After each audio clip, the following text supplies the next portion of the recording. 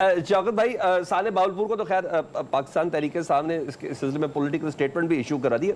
मियां नवाज शरीफ साहब जा रहे हैं सुप्रीम कोर्ट में, आप भी सुप्रीम कोर्ट में 6 जजेस के खत के हवाले से। हाँ, अब पोजीशन थोड़ी डिफरेंट हो जाएगी क्योंकि जब पाकिस्तान तहरीक इंसाफ बहसियत फ्रीक इसको टेकअप कर रही थी ना, तो कहा जा रहा था कि नहीं, पाकिस्तान तहरीक इंसाफ को जाना नहीं चाहिए था, वो इस इशू को पॉलिटिसाइज कर देगी। 6 जजेस का जो राइट था, जो उनका हक था, जो उन्होंने तमाम प्रोटोकॉल्स को फॉलो करके ये खत लिखा, तो अब नवाज शरीफ साहब भी हो तो थोड़ा थोड़ा जहन मिल रहा है आपका और नवाज शरीफ साहब का। देखिए, हम जब गए हैं ना, तो हमने तो ये देखा है कि हम इदारों की बहाली के लिए जा रहे हैं। इस वक्त जमहूरियत नाम की कोई चीज़ नहीं है पाकिस्तान में। इस वक्त आइन और कानून की कोई वक़्त नहीं रह गई है, और जो इदारे हैं जो इंसाफ दे सकते हैं वो खुद इंसाफ मांग रहे हैं। तो हम तो इसलिए निकले हैं। आज भी अगर हमने एहतजाज का आगाज़ किया तो हम यही चाहते हैं कि आइन का तहफ़्फ़ुज़ हो, क्योंकि आइन का तहफ़्फ़ुज़ नहीं होगा, बाकी ये जो है कि जी महंगाई है, बेरोजगारी है, माशी बदहाली है, तो माशी बदहाली से पाकिस्तान कब निकला है? हमारे 3.5 साल निकाल के, बाकी तो सब इनके दौर था ना। तो कोई अच्छे फैसले होते तो आज मुल्क इस तरह तो नहीं होता।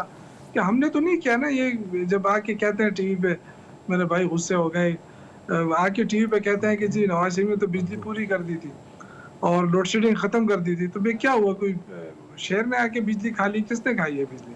हमने तो कोई चुराई नहीं है ना, कि लेके गए हैं। वही बिजली है जो चल रही है। आज देखें कि कारखाने जो है वो बिजली की वजह से बंद हो रहे हैं, और आज सरमायाकार जो है वो आपकी बदअमनी और गैर जमहूरी उसकी वजह से लोग सरमायाकारी बंद कर रहे हैं और सरमाया बाहर मुंतकिल कर रहे हैं। तो ये सारी चीजें आप एडीबी की रिपोर्ट आप देख लें। जो मियां साहब को सपोर्ट करेंगे आप? वो कह रहे हैं 2017 वाला मामला भी ले आए बीच में, जरा मेरे साथ उस वक्त क्या हुआ था, मुझे क्यों निकाला? नहीं, देखें, वो तो नवाज शरीफ का इशू तो कुछ और है ना। वो डील करके आए थे, और वो जाहिर है उनके साथ थोड़ा सा हुआ है, हाथ तो हुआ है, और हाथ उनके अपने भाई ने किया है। वो तो एक इशू है, उनको वरगला के बस कि जी आप मरियम पे गुजारा करें, वो वज़ीर आला बन जाएंगे, बस आप उधर ही टुरते फिरते रहें उसके इर्द गिर्द। बाकी जो है ना, उनका कोई रोल नहीं रहा इस वक्त।